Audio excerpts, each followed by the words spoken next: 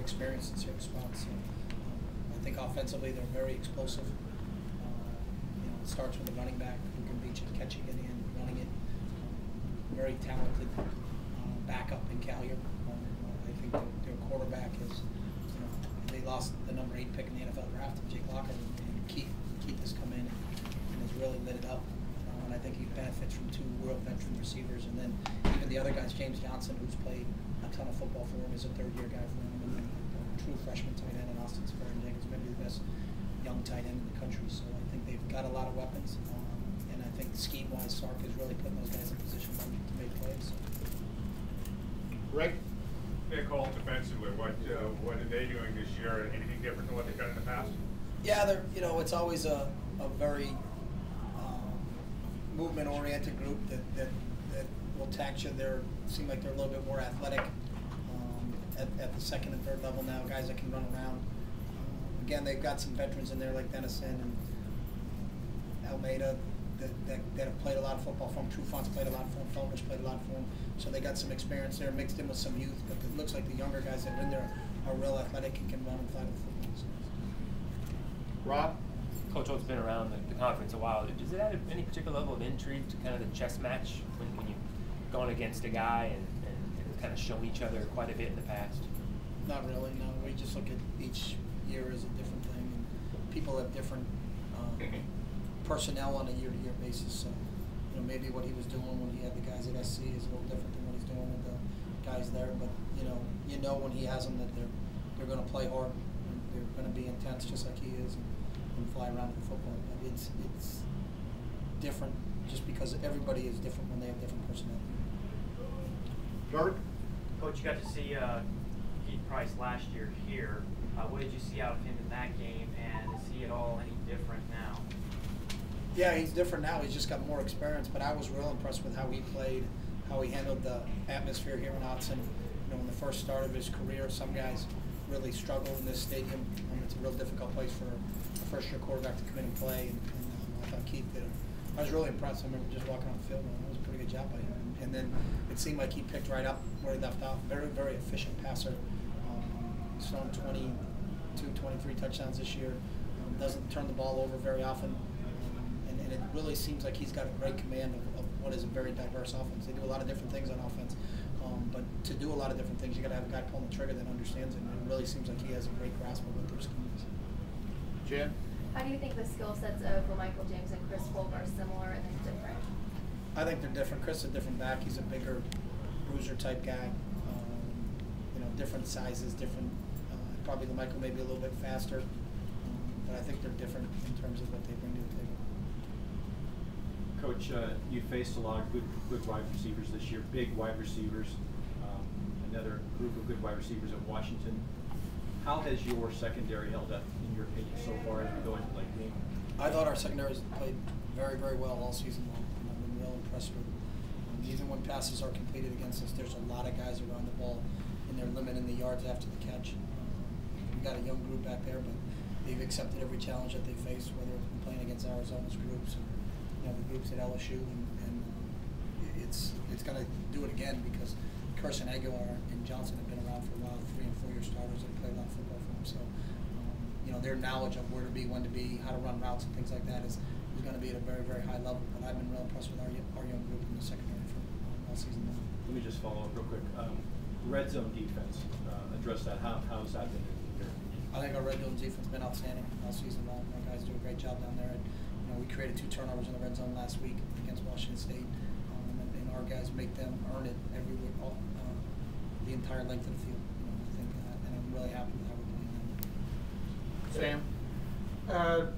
During your time here, offensive coordinator and as head coach, is this the deepest you've been at the running back position with LaMichael, Kenyon, DeAnthony, and Trey? Just guys who can essentially just come in and keep the pace going?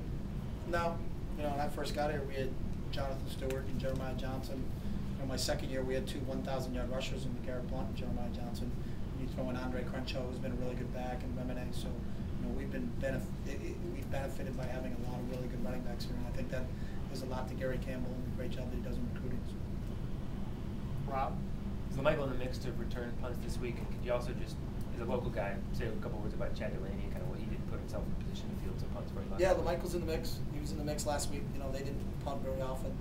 We get after the first one, they blocked it, and then just depends on how the game's going. But Michael is in the mix for us. And Chad's just done a great job. The first thing about any punt returner is you got to be able to catch the ball. You got to be able to secure it, and got a lot of faith and a lot of confidence in him.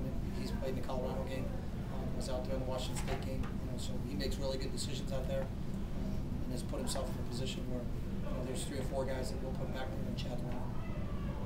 Brian? How much, if at all, do you feel the rivalry aspect with Washington in the intensity between the two schools? We feel a rivalry with everybody we play, so it's a Super Bowl. Can't get bigger than that, right? No. BCS. What's that? BCS championship's bigger than the Super Bowl. Is bigger than the Super Bowl? For you, I would think. Some people would argue that with you. So it's just the same as any other team? It's not the same as any other team. It's the biggest game in the world this week. So I don't know. I'm not diminishing anything. It's the biggest game slated for us. We could care less about Alabama, LSU, or anything. It's our sole focus attention is on Washington, and we're treating it like we're going to play Washington in the Super Bowl.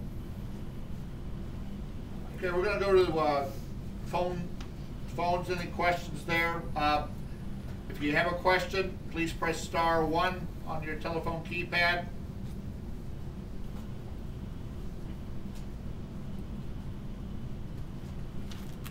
Questions at this time? Okay, we'll go back to the questions here. Ken?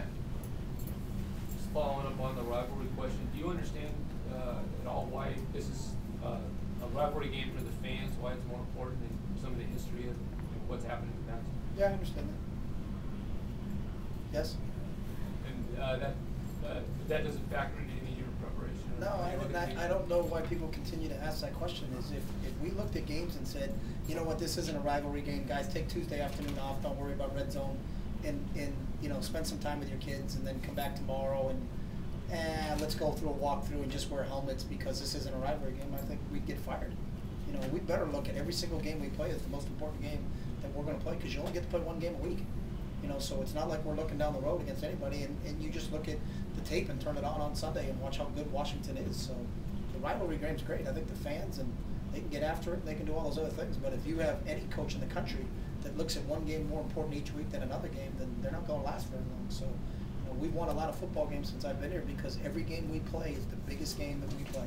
And if we don't face it that way, you're going to get beat. So that's been our mentality. But it's not to diminish the rivalry. It's not to say anything about the fans. But I think when you start to set yourself up and you circle games on your calendar and say this game's more important than that game, and all of a sudden if you go out in that other game and you don't play very well, then you got nobody to blame except for yourself. Because your players are going to be like, Coach, we didn't think it was a really big game. You only circled these 2. So that's never been our mentality. Our mentality is we better play. And in this league, you better play every single week. And if we get caught up when the fans or the so-called media says that Washington State's not a really good football team, that's not what we said. And I said last week there was a much improved football team. And that team you saw out there last Saturday is a good football team. They got a great offensive line, a great defensive line. That was a physical football team. That quarterback put the ball in the money. Those receivers did a great job of playing it. But if I went into our game last week and said, guys, it's just Washington State, don't worry about it, but we got a big rivalry game next week, we probably would have lost last Saturday. So that's been our approach all single along. So it's not diminishing the rivalry. Our fans can go up and have as much fun as all they want. But for the day we start talking about our next opponent isn't a rivalry game, so let's take it slow, we're going to get beat. AJ. Coach Michael Clay has been very effective when he's been in this year. What's been the areas that he's developed his game? I mean, I know he played as a true freshman, quality. What areas has he been developing? Good question. I just think his knowledge of our scheme, and he's just so smart. Not only knows what he's doing, he can help. He's played with a lot of young guys next to him and can help get those guys lined up. Got a great understanding not only of our defense, but spends a lot of time and can diagnose plays quickly based on formations or what they're lined up in. Understanding percentages, they're 80% this out of this formation, making decisions before the snap, and then intuitively just has great instincts and just always seems to be around the ball. I think he's our 3rd leading tackler, but he missed 3 or 4 games, and that says a lot to Michael's instincts as a football player. Rick. I know you said that you're not a 2-quarterback guy, and I know also that you're not a hypothetical guy, but hypothetically, these 2 guys are about as close as a match. I mean, they both play similarly. It's not like a Dennis Dixon and a Brady Lee kind of switch between the 2 quarterbacks. So are you absolutely dead set against a 2-quarterback system just philosophically, or just because it's these 2 guys? I don't answer hypotheticals, I'm sorry, buddy. You did a great job of leading up to it, too. You almost had me. Okay, well, I'll try again next time. Okay. Adam. What have you seen out of Lavoisier Tune the past few years in his progression? Yeah, the first thing that sticks out about LT is just his flat-out toughness. You know, he just is an unbelievable competitor. Practices every day. Has fought through a lot of injuries that probably would have kept other guys out, but you don't even know with LT that, boy, he's banged up and he don't look like in practice. You know, he's got great toughness, great competitor, really good range. You know, he's 6'5". He makes a lot of like what would be very hard catches for other people look very routine. Can run all day long. You know, plays probably the most snaps for us at wide receiver. And the other thing with LT is really intelligent. Came in as a, you know, in the spring a couple of years ago and picked our offense up in a very short amount of time, where other older guys were, you know, looking at the signal, trying to figure out the route, and he's getting guys lined up. So got a real good football knowledge and just a great toughness. Jesse. Chip, can you talk about your linebacker unit as a whole after losing a couple good ones to the NFL last year? Yeah, we're young, you know, but I think who's ever DP has plugged in there has done a really good job. You know, we had Michael and really playing at a really high level early, and DeWitt Stuckey, you know, playing at a high level. Then we lost Michael, but we got Kiko back, and then we had to plug some of the young freshmen in there to go along with Derek Malone. So we've had at least one older guy in there to help the younger guys come along. But you know, to go through what we've gotten through at the linebacker spot, you know, kind of a revolving door, at least at one of the positions, says a lot to really how DP gets those guys prepared to play games. AJ? Coach, compared to many offensive linemen in college, your squad is leaning athletic at that position. Does that enable you to expand your playbook and do more things on offense because of their athleticism and ability to get out in space? Not really. I mean, that's what Wood recruits for, and that's what we look for in our schemes.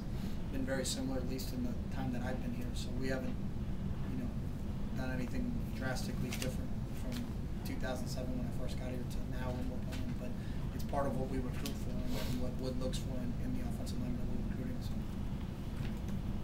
Talk a bit about Nick Musgrove and what his role has been on the team so far. Nick's a local kid that came in here and has done everything we asked him to. Has really contributed on special teams for us. And then, you know, during camp, we were down at tight end, so we felt like we had to move him over to solidify our depth over there. And then the last couple of games, he's been forced to step up and play as our number 2 tight end. He's done a really nice job. Caught a ball against Colorado. Great effort player. Real smart to be able to play defense for his whole career until this past August, and then flip over and play offense. Really is a credit to him on how quickly he's picked things up. So real happy that we have him. And you know, when we made the move in August, we didn't think that, you know, we were going to have to play him, but we just did it because we looked down the road and said we may have some holes, and if somebody were to get hurt there, and lo and behold, someone did, and he stepped up real well for us. Molly? Chip, Michael Clay said that Chris Polk was a guy who could just run you over, and I'm wondering if you could elaborate a little bit on his playing style and how he looked to defend. Yeah, he's a big, tough, physical back that can run behind his pads, and he can break a lot of tackles, and I think that's you know, a big important thing for us is how well do we tackle him, because if you don't wrap him up, you know, he's going to keep running, and I think he's got, you know, just kind of a innate ability to make people miss if he has to, but also there's a lot of guys that can make people miss. There's a lot of people that can run people over. I think he can do both, and that's what makes him so dangerous. Rob? By no means am I asking about quality of calls, because I know as Coach Kiffin found out that can get you in trouble. But 8 of the 25 most penalized teams in the country are Pac-12 teams. Is there an extra diligence with all the makeover that the officiating crew and the conference got of this offseason? Are games being called tighter? Is there anything to those numbers? I'm not going there. I left my wallet in the other room. So. I don't know. I didn't even know that stat. 8 out of 25? Yeah, 8 of the 25 most penalized, yeah. Wow. Including you guys and Washington. Oh, yeah. We had a lot of penalties called in our game last year. You know, but it's something that both teams have to, you know, try to stay out of that, because those are situations that really can stop drives. But, so what the overall theory on that is, I